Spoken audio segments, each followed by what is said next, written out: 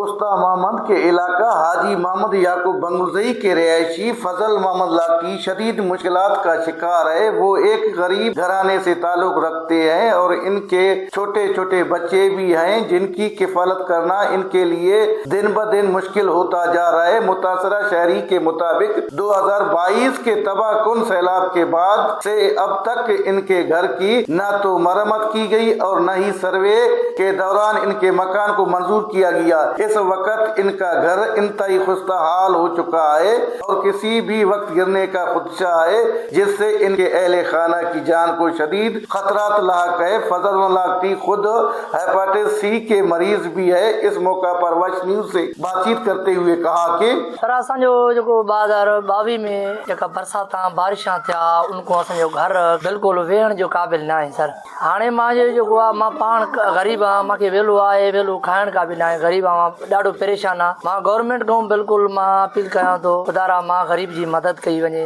नंढा नंढा मुंहिंजा बच्चा आहिनि, मां उनजी ॻाल्हियूं काॾे वञा, मां ग़रीब आहियां, मां उनजी ॻाल्हियूं अपील बि करे सघां थो। ख़ुदा मां ग़रीब जी मदद कई वञे। असांजी जगह नहीं है, असां जगह किरण वाली है और मुझे अबू को बीमारी भी है। मुतासरा शहरी ने हुकूमत बलोचिस्तान, जिले इंतजामिया और मुतलका इदारों से अपील की है कि इनके घर का फौरी सर्वे करके इन्हें माली इमदाद फराहम की जाए और रिहाइश के लिए महफूज जगह का इंतजाम किया जाए ताकि इनके बच्चों को किसी बड़े हादसे से बचाया जा सके। कैमरा टीम के साथ अली हसन बलोच, वश न्यूज, उस्ता मोहम्मद।